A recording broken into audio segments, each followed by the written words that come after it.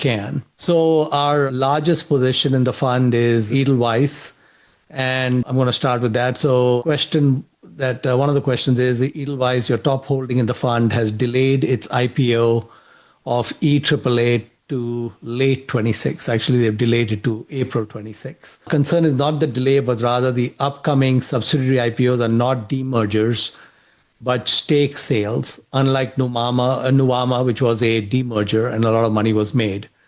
So where is the value proposition in this stake sale? Because Edelweiss will become a holding company with a holdco discount, and investors won't get shares in the other businesses? That's a good question, somewhat detailed. So if we go back to the history of Nuvama, going back about 4 years, when it was called Edelweiss Wealth Management, at that time, about 4.5 years ago, Edelweiss owned 80% of Edelweiss Wealth Management, and they did a sale of approximately 40, about half their stake.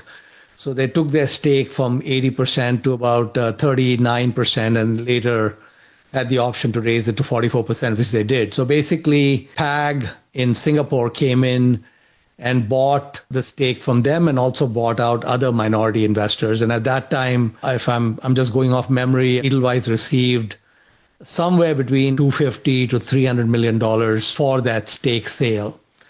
And then when the IPO took place, at which point Edelweiss owned 44% of what became Nuvama, they spun off 30% of the company to Edelweiss shareholders, and they retained 14%, which they subsequently sold off gradually. So in that case, there was a spin-off which the shareholders participated in. The story actually with EAAA, in my opinion, is even better. It's actually significantly better than Nuvama. So first of all, it is expected. So currently, Edelweiss owns 100% of EAAA, whereas they used to own 80% of Nuvama. And they haven't sold any stake to anyone. So their plan is to sell 15% of the company in the IPO. And it's expected that the market cap may be somewhere between $1 billion, $1.5 billion. Maybe it could even be $2 billion by then because we have a delay. So let's say, between 1 and 2 billion market cap, EAAA goes public, they sell a 15% stake, they'll collect 150 to 300 million on their balance sheet. And I believe after that, what Edelweiss is going to do is similar to what they did with Nuvama. They will spin off, first of all. So I think that they'll be left with 85%. And I don't know what percentage they'll spin off. They might spin off 40, 50, 60% of the company to investors after the IPO, similar to Nuvama. And then the holding company may retain some stake that they may also sell over time, or they may keep some of it. I'm not sure. But I do expect that as shareholders, we will receive the spun out shares. And one of the things to keep in mind about Edelweiss is, like EAAA, we'll probably have 4 to 6 spin-offs come out in the next maybe 4 to 6 years. I would expect each one of them to have $1 billion or more in market cap. And I would expect each one of them to basically be spun off to shareholders. I don't know what percentage and all that, but I'd say a healthy percentage should come to shareholders. But one thing to keep in mind is that in 2021, Edelweiss had a market cap which is very similar to what it has today. Its market cap was under $1 billion. And inside that $1 billion, at that time, after they sold the stake and they had 44% of Nuvama, that Nuvama stake of 44% in 2021, today, Nuvama has a approximately $3 billion market cap. So there was effectively at that point, future value of $1.2 billion just in Nuvama embedded in the stock with a market cap under $1 billion. And we have a very similar situation today where Edelweiss market cap is maybe 1.1 or 1.2 billion, somewhere around there. The EAAA stake alone, I think, exceeds the entire market cap with no value given to all these other businesses that are growing quite spectacularly. So that's the reason it is our largest bet. It's the highest conviction bet. One of the things I just want to emphasize to everyone is that as you hear me talk about these companies in the portfolio, in general, you're going to hear positive commentary. But I also know that when I look at the entire portfolio, some of the names are not going to do what we expect them to do. In fact, if 50% flatline or don't do much, I would consider that par for the course. And if 50% don't do what they're expected to do, we would have home run in terms of results. And of course, we had like 60 or 70% perform, then it would be beyond that. So please keep in mind that all of these things, because we're talking about equity investments, they can play out in ways that can be quite negative. So even though we have a high conviction in Edelweiss, nothing is for sure. Nothing is 100%. That's basically kind of how I look at Edelweiss. Basically, it's a situation, kind of set it and forget it. We need to be patient. We just, keep our stake. And our objective would be that if we can, we'd like to retain the EAAA state. I like that business a lot. And when the other businesses come out, we'll kind of evaluate them. But many of them are wonderful businesses with a lot of tailwinds. So we're likely to retain many of them in the portfolio after the spinoff. And going on to our next highest conviction idea is TAV Airports. There's a question about net cash from operating activities dropped from 24 to 25 and how should we interpret this, etc. So I think one can't really look at TAV as a single business. It's actually like more than a dozen businesses inside a holding company structure. And to understand TAV, one really has to peel the onion on the individual businesses. And I think just looking at the overall, financials rolled up, especially with all the inflation accounting that I still don't understand in Turkey, is, I think, a fool's errand. I think you can almost draw no conclusions from it. I would just say that TAV currently has a market cap of approximately 2.4 billion. And when we look at some of the individual pieces, we just met with a number of business units in TAV in Istanbul last week, and I visited the Ankara airport, which they operate, and also the Bodrum airport, which they operate. So we basically had a significant deep dive on TAV, which we do every year, but we visited a number of their properties and met with a number of their leaders. But if you look at just one of their assets, which is Almaty Airport, that airport is likely to be producing in about 4 or 5 years, something like 150 to 200 million a year in free cash flow. And if I go out about a decade, it could be twice that, 300 to 400 million a year in cash flow. Almaty is a very unique asset because it's owned outright. Only about 4 or 5% of airports around the world are privately operated, but almost all of them are BOT models, build, operate, transfer. So which means you get a concession for 10, 20, 30 years and you run it and then the asset goes back to the government and so on. But Almaty is owned outright by TAV forever. These are extremely rare. Heathrow is another example of an airport that is owned outright. There are just a very small handful of airports around the world that are like that. So if you take an asset like Almaty, if it were ever put on the market, and if it were put on the market, let's say in 2035, I would expect Almaty to have a bidding frenzy if they ever decided to do that.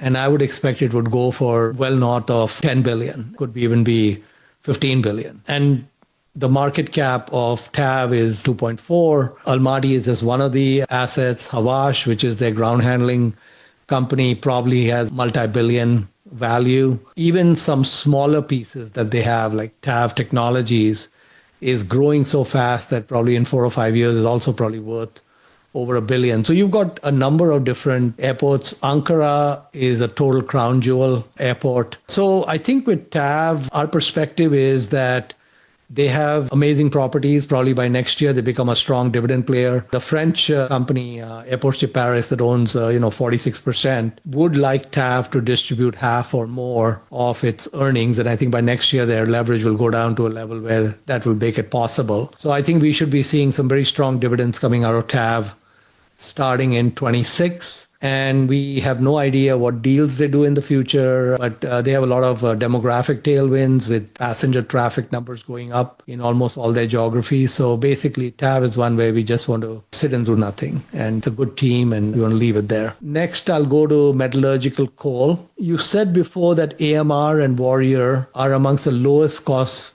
producers of metallurgical coal globally. However, based on publicly available data, it's hard to reach the same conclusion. What quartiles do Alpha and Warrior fall into on the global met coal cost curve, including domestic China? Well, that's a wonderful question, and clearly someone who understands the met coal space extremely well.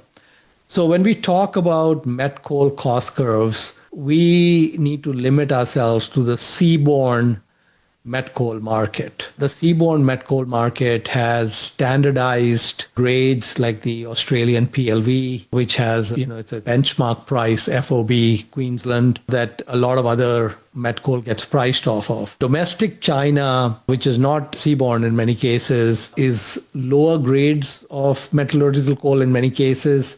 So it's really apples and oranges, and it doesn't really correlate with the things in our portfolio. So that's kind of a different animal altogether. But when we talk about the seaborne high-grade metallurgical coal, Warrior would clearly fall in the lowest first quartile, the lowest quartile on the cost curve. And when we look at Alpha, Alpha is higher than Warrior because they're doing, room and pillar mining versus longwall. But this most recent quarter that Alpha reported, we were shocked actually and stunned, I would say, with the huge drop in their costs. And they took the costs down quite a bit. And I think it looks like it's sustainable. So they really kind of put everything under a microscope. So they're not as low as Warrior. Warrior actually has a huge advantage in transport as well because they're closer to the port. And they've got the ability to ship by barge, which gives the railroads much less kind of flexibility and power on rates. Alpha is much more at the mercy of the railroads, and usually something like 25% of the selling price of the coal up to a certain point goes to the railroads. And so basically, effectively, railroads are collecting a toll and on that. So it's a great business for them. But Alpha and Warrior, in fact, with Alpha, we were expecting with the extremely low index prices in the second quarter that Alpha would have a significant cash burn. And they had almost no cash burn, which was really stunning from our point of view. And their cash reserves are almost 2x the level that they want to be at. So we like both those bets. It's a demand story. It's not really a supply story. We need the world to get a little bit more back on track. The tariffs don't help the world getting back on track, but we don't know kind of how things play out. If the Ukraine war ends and we get a few other things which lead to a lot of activity in construction, then we can have some strong tailwinds on the demand side. But in the meanwhile, we like these bets, and I think probably in the next 2 or 3 years, we should see some good returns from them. Norfolk Southern UP merger really has almost no impact on them because they're really very regional in terms of how the shipping takes place. So I don't think it's going to have any impact on them. The river barge shipping, currently not much of an issue for Warrior. And Warrior really just, for the most part, uses a leverage against the railroad, and it does work. They do need water levels to be reasonable, but in general, they're also less congestion in Alabama, and so their costs are lower from that point of view as well. There's a question, do you have a subscription to Matt Warder's Coal Trader Substack? If so, do you use it for decisions or rely on your own analysis? Yeah, we met with Matt and we subscribe to his Substack, and we do listen, we do read it. I don't know whether we've acted on any information on it. He gets a lot of good data globally, and we like to keep up with that through him. I'll go to RESAS, even though it's a little smaller than our offshore drillers. There's a question, from your podcast, you mentioned not planning to own over 33% of RESAS across funds, including Wagons. Do you collectively exceed 1/3? If so, what's the impact on the Wagons fund? Yeah, so legally, we have no restrictions on how much RESAS we can own. Turkey actually allows foreign investors to come in and own as much of a listed company as they'd like. So there's no legal restriction. We sensed with the body language that the founders had possibly some discomfort with the very large size of our position. So we told them that when Resas Logistics was a little under 33% for us, that we wouldn't increase it. That's just kind of voluntary on our part. We really don't want to have the managers and owners of the businesses we invest in to have any discomfort with us. And so we wanted to give them some comfort that we are passive and such. And so because we were at that ownership level, when Wagons Fund got going, it really had no Resa stake because we were kind of limited. The Pabrai funds, my private funds, had to sell some of its Resa stake to meet redemptions, etc. So it was going to be reducing its stake, and that created the room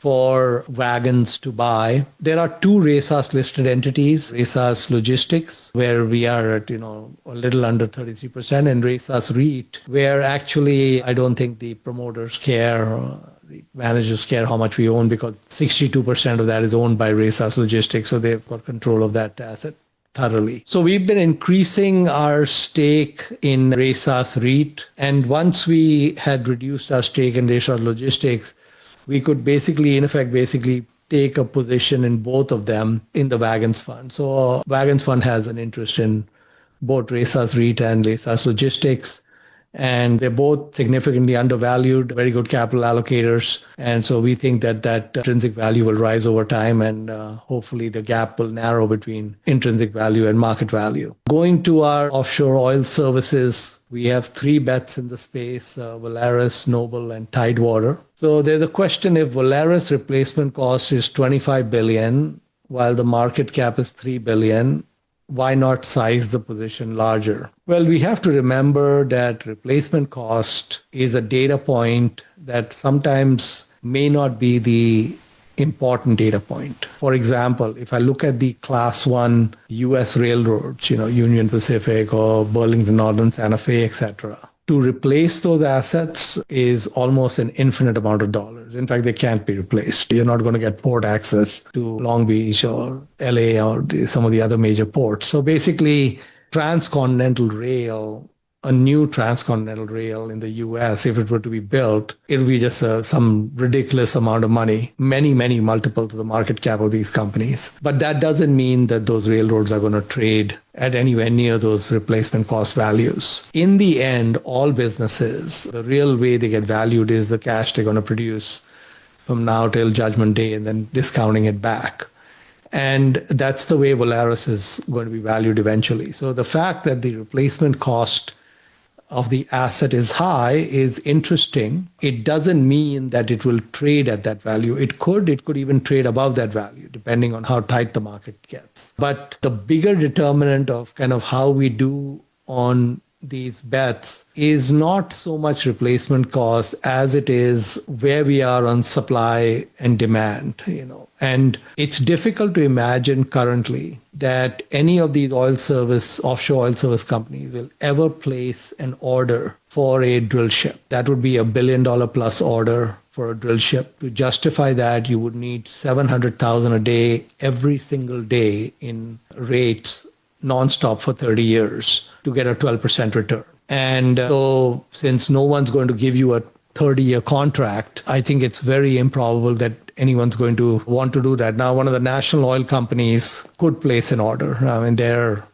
calculus is different. So you could have one of the majors or one of the national oil companies place an order for a drill ship. But if they do, you're talking about $1 billion price tag and maybe 3 to 5 years for it to be delivered. So the existing fleet of about 80 drill ships is unlikely to increase and likely to shrink. Currently, the utilization rates are kind of 85 to 90% in that space. Once we get solidly past 90%, we may see rates become much higher. But we're going to have an air pocket. I think best I can tell is that the industry is going to have an air pocket where that utilization rate might actually come down in the next 6 to 12 months. And the expectation is that about 15, 18 months from now, it'll start creeping back up close to 90 and then start maybe even going beyond that. So, I think that both the coal bets and the offshore bets are asymmetric in the sense that there are a lot of things that could happen that could lead to some incredible cash flows. And we could also see that weird things happen in the world and they kind of don't do what we think they'll do. So We think it's a very worthwhile bet because of the risk reward. We think that the prices we bought these assets at are very conservative. So we'll see how that plays out. Going to the home builders, when and why did you sell TriPoint Homes? Well, I would just say that basically the Wagons fund is approximately a little less than 2 years old. We didn't have access to India until almost like a year back. I mean, we were trying to get access, just took a while. And when we had the access and we made the Edelweiss investment and we made that a 20% bet, typically a lot of our bets are 4% bets. So that would take out 5 positions just to accommodate that. When we made the bet on the offshore drillers, which is another one we like, that needed 12% allocation. So another 3 positions go out because of that. So you get to like now, 8 positions. And then when we add something like RACAS with another 2, that takes out about 10 positions. So it looks like we've had a lot of changes in the portfolio, but these changes came about because of kind of weird one-off things about the funds getting going, not having access, couldn't invest where it wanted to invest on day one, etc. But as we sit here today, we don't have any access issues. We can invest whatever we want, wherever we want, which is great. There's always things that could come up on the radar that look interesting, and then we do an opportunity cost analysis. So I know that the past portfolio changes in the fund have been quite a bit, mainly for this reason that we like those names, but we like the names that were coming in even better. But I would expect going forward that the fund changes will be kind of few and far between, because typically in a year, we're not able to find more than a couple of things, maybe 2 or 3 things at the most. So we don't have that much that we can make changes or add to, etc. There's a question about some exited positions like CCI, Coca-Cola, ISEC, and FS. Can you talk about your recent trip to Turkey? Has CCI FS management treated you differently since your exit, the post-Russian brewery takeover? And any additional Istanbul trip insights specific to CCI and FS? The managements of these companies have always been wonderful to us. They're very hospitable. They're very welcoming. We did not meet FS on this trip. We met with Coca-Cola, ISEC. And we had good meetings with them. We actually did a market tour where they took us to a number of different categories of outlets, organized retailers, small mom and pops, some kind of small restaurants, large restaurants, etc., to show us kind of how they were doing things. So I think we had a good meeting with them. I think there's nothing there that gets us excited to go back in versus what we have in our portfolio at this point. But we definitely, appreciate the strength of the brand. But there's a bunch of headwinds Coca-Cola ISEC is facing in some countries because of Gaza. They're seeing very significant drops in volume in Bangladesh. They've also seen about 3,500 outlets in Turkey refuse to carry their products. They kind of associate Coke with US and Israel and so on. So they are facing kind of real headwinds, backlash on that front, which may not go away for a while. So we'll see. But we don't have a position there, and we don't have any plans to take a position at this point. Brookfield Asset Management, what made you exit? Well,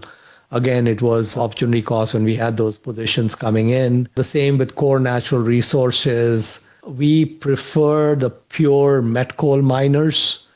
And so we like the met coal mining names more than Core. Core has more diversified portfolio and some assets that we're not great fans of. So I think we like where we're at. A recent Eastman interview mentioned shorting some auto dealerships due to inventory dynamics alongside a Stellantis short. Any thoughts? Well, I think the auto dealerships are misunderstood by the market. I think from the Wagons Fund has some exposure to them. They are not our highest conviction bets, but we've held them for a while. We like the plays. And I think that what people miss in the auto dealerships is most of the action is in the back of the house with parts and service and used cars and also, F&I and all of that. So the straight new car margins approach zero. It's a commoditized product there, so they don't make much there. And that's not where the story is. But They make a lot on parts and service, which is very recurring because as cars get more complicated, dealers see more of them for a longer time. The US fleet is the oldest it's ever been. And then with the tariffs coming in and the increased price of new cars, that fleet may continue to get older and people will want to spend more money maintaining their cars. So I think it's good for the likes of AutoZone and those types of names, but it's also very good for the dealerships in general. So I think the car dealers I think they're good business and we like it. I think those were the questions I saw which were related to the portfolio. I'm going to go through some of the more fund level questions that I think may have some broad appeal. So there's a question: I would like to inquire about your assessment of your performance as a fund manager of the Wagons Fund. After careful reflection, how would you rate your performance? Would you consider implementing any changes to your approach? Additionally, I would like to understand whether your interests align with those of your investors in this fund. The Wagons Fund is less than 2 years old. Really kind of an inadequate time from my perspective, even though I may be biased to draw any conclusions. It's also been a period where the Mag 7 and the AI bets and all of that have been forming, and a lot of the smaller cap names, and you get past the top 20 names in the S&P and they're not doing so great. I think there will be a rotation at some point because eventually things change from a voting machine to a weighing machine. And so our portfolio in the Wagons Fund, I love the portfolio we have. I think that it's a wonderful set of businesses. My own history as an investor has informed me over the last 3 decades or so that many times the returns that you're expecting in the business don't even show up till you've held the position for 5 years or more. Many times we see that 5th, 6th, 7th year of ownership is when you're really seeing the dividends. And we didn't see, for example, Resas, we've been invested since 2019, huge discount to intrinsic value. We saw no returns, no meaningful returns for the first 3 or 4 years, even though the discount was so wide. And that may be similar here, where we look at companies like Edelweiss and we cannot shake our heads about the valuation. And it may take, 2 or 3 years for that value to be reflected. But when we look at the portfolio as a whole, and then we look at kind of what is the likely intrinsic value of the portfolio, we see a huge gap. So I would say that I would not have expected us to underperform to the extent that we have in the first 2 years versus the S&P. But I would also say that since February or March of this year, we've kept up with the S&P approximately.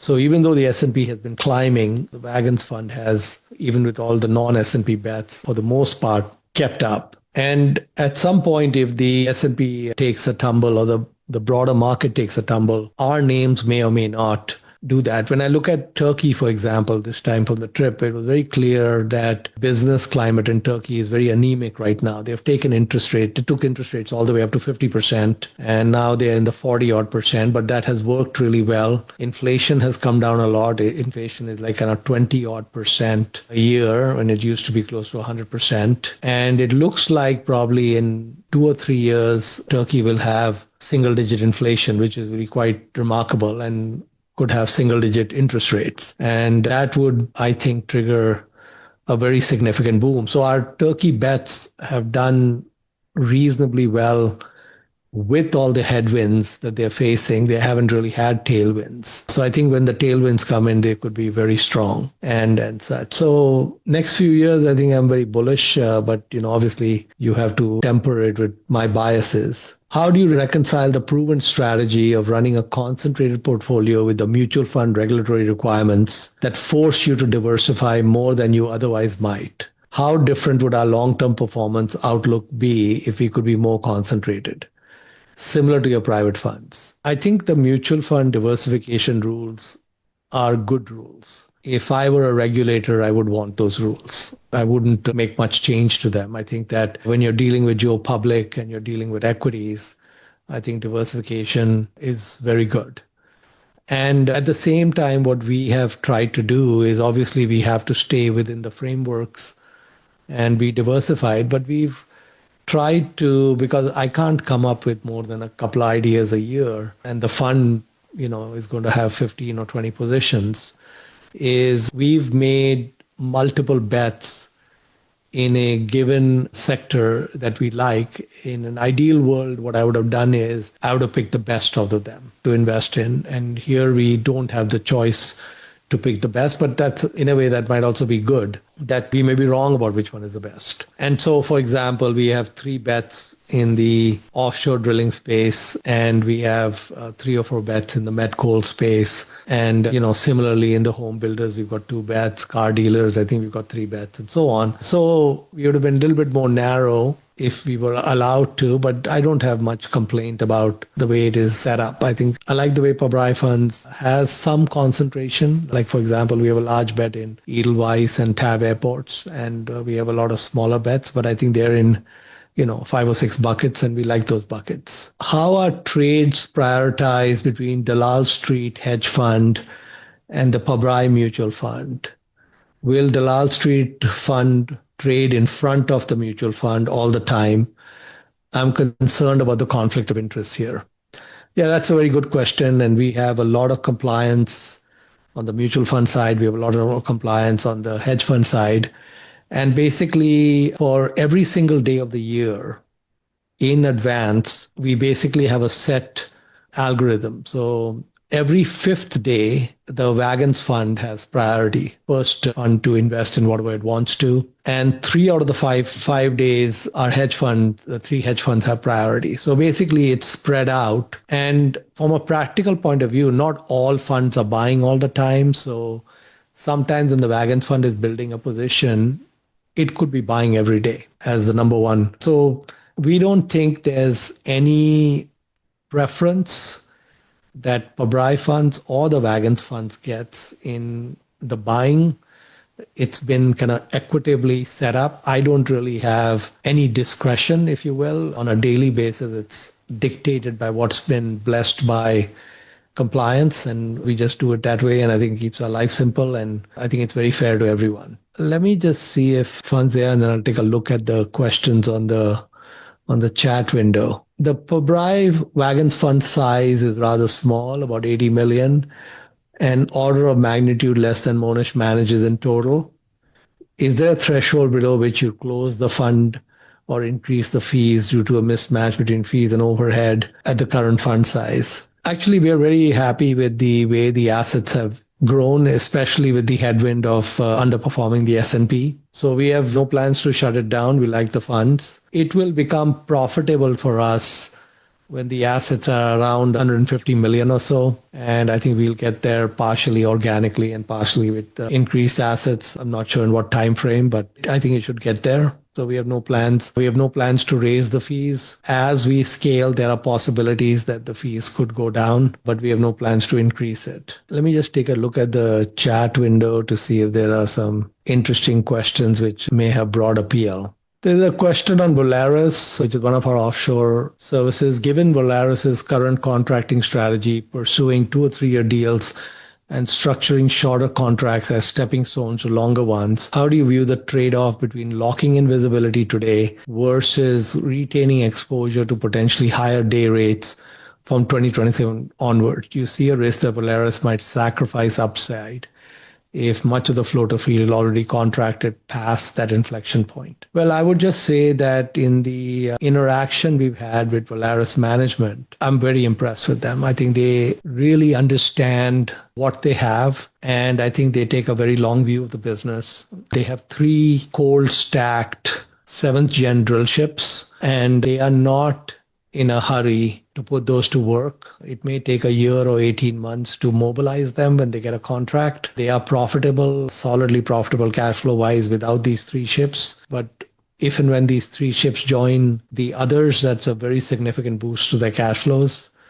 And I think the way Volaris functions is excluding the cold stack ships, they do want to try to keep their kind of yield up. And so if a ship is sitting idle and they get a 3-month, 6-month, 1-year job, and they can clearly see that would take away some slack, they'll do it while retaining, obviously, the flexibility to do a better longer-term deal. I couldn't do it better myself if I was in their role. I think these guys are really experts at this, and they do a very good job, and they do not have balance sheet pressure to do stupid things, which is great. There's a question on Edelweiss, looking at Edelweiss frequent management exits, especially with Venkat leaving. Secondly, on Edelweiss, the main value lies in EAAA. With IPO being frequently delayed, do you see them actually following through? Well, we've been following Edelweiss for about a decade, met with them many times over the years. We have not seen management exits. I think that's actually a wrong statement. I think we've seen a lot of continuity in their senior team. Venkat is one of the founders of Edelweiss, and he's stepped down from the CEO role at EAAA. I've met Venkat before. In fact, I've had him for tea here in my Austin home. I think maybe like a year or so ago. So wonderful guy, actually. Like him a lot. I'm not sure why he's leaving, but I don't think Venkat is leaving to go someplace else. There are issues we don't know about, and I hope he's okay. But Venkat himself said that he's all in on Edelweiss. He's got a large portion of his net worth tied up in the company. I met the successor CEOs of EAAA last month in India, both solid guys, and they've been with EAAA for a while. So I do think between the three of them, Venkat would have been the strongest because he's just a fantastic manager and founder and so on. But I was impressed with the next crop coming in. And EAAA is a very good business, but I think they've got other gems in their portfolio which will reveal themselves over time. So we don't have much of a concern about, I don't think the IPO will get delayed beyond 26. So I think that will go through. Are you going to be able to let your winners run given the fund restrictions around position size, number of holdings? We've set up our portfolio in compliance with all the rules and laws, and we like the mix of things and how we've done it. For example, we've got approximately 10% of the fund in the two RACEAS companies. And if it were up to me, I would put it all into one of them, not both of them. But it's 18 versus 20 difference and that sort of thing. And that's what we've done with a lot of the other positions is we've got more positions, but they're not that far off from where we'd like to be. Warrior talks about the advantage of serving the Atlantic basin because of access to Port of Mobile in Alabama. It looks like they are increasingly going to rely on Asia for sales compared to low-cost producers in Australia, Russia, Canada, Mozambique, the countries where they list competitors. It seems those countries are all better located to sell to Asia. How do you think about this? Well, so in coal transport, it is the land portion of the transport that is the most expensive. Once you get the coal on the water, it relatively doesn't matter where in the world it is. So the key is to get it to a port as cheaply as possible. So with Warrior, they have excellent logistics to get to the Port of Mobile. I spent a good part of half a day at the Port of Mobile a couple of years ago, and I think that's a fantastic facility and asset, created by the government of Alabama for trade, etc., with coal and other commodities and other things coming in. It's a great infrastructure they have there. So I think Warrior is very competitive globally with their coal. The coal is very high quality. And I think that in 2020, they actually had a schedule. The longwall is going to start producing coal in a few months, early 26. And by probably early 27, they'll be fully ramped. So their production would go from something like 8 million tons to about 12 million tons. And Warrior has the possibilities to take their production as high as 20 million tons. It would take a couple of years, 2-3 years to do that. But if the rates went crazy, they could bring on a lot more production. I mean, they would shrink their reserves and the company would run out of coal faster, but they could kind of move that forward on the curve if they had to. So we like that bet quite a bit. Question on Edelweiss. Can we consider a bet of Edelweiss as a bet dependent on corporate action to take place? If yes, what is the possible wait time without any action? Yeah, I mean, I think the likely situation with Edelweiss is that as the individual assets get a valuation, eventually that valuation will get reflected in the mothership. And we saw the same situation, like I talked about Nuvama pre-IPO and how it was sitting on an asset in 2021, which is today valued at $3 billion, and that was nowhere near reflected. And I think EAAA, even though it may IPO at $1 billion, $1.5 billion, or $2 billion, when we look at it 5 or 10 years from now, it's going to be a huge multi-billion-dollar company. And so I think, like I said, nothing is guaranteed in the equity markets. I think we like the asymmetric nature of that bet. I think the odds are favorable. And beyond that, we'll see how it goes. what do you think about AMR's management selling part of the shares in the company? Well, one thing I think to keep in mind about markets and people buying and selling is people buy stock for only one reason and they sell stock for 100 reasons. So the signaling you can pick up when someone sells something can be way off. And I would say that Alpha, their chairman now is Michael Gorzinski. I've met Mike a few times, and he's a first class capital allocator, understands the coal business really well, has a large stake in Alpha, and he's a very much an owner mindset. And a lot of the managers I've met with, I mean, they are really, really some of the best in the industry.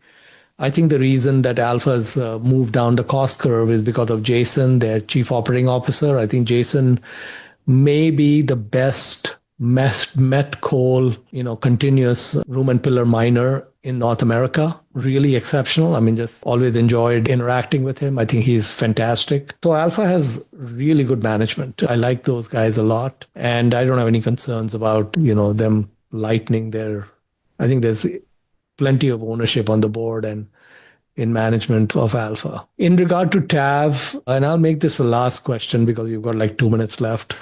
In regards to TAV, it is partially owned by the French government. Are you concerned with irrational shareholder impact that government may have other interests in stake? Well, Airports de Paris is a 46% stake in TAV. In many ways, when I look at, the former CEO and chairman of TAV, Sani, he's exceptional. He's not with the company anymore. But Sani was a very aggressive guy. I mean, aggression is great. In many ways, he was the accelerator. And the French, a lot of the civil servants from France who were on their board, they were the brakes. And so, in my opinion, it was a great fit because you had kind of a tension between them. But I think that the investments that came out at the end of that were exceptional. I mean, they made the Almaty bet. They signed up for the Ankara deal. I mean, they made some very big bets. These were not timid bets. And so both sides basically, came at it differently. So I think the French have been very good, kind of sobering influence. The French have a very conservative approach. They want TAV to have a conservative balance sheet. I'm all for that. And they want TAV to be a strong dividend player, but they also understand that once TAV, they got levered in the last few years because of all the different deals they were doing. I think in the next few years, once they get the leverage down, they will once again start looking at interesting opportunities around, and they may step up to the plate. So I actually don't see the French as being anything negative. In fact, I almost think that they're actually a net positive having them there. And I think they're very high ethical owner, and I think they improve governance and ethics with that company. So I think that's wonderful. And I think I've gone 1 minute over. So thank you so much for participating, and thank you for being investors.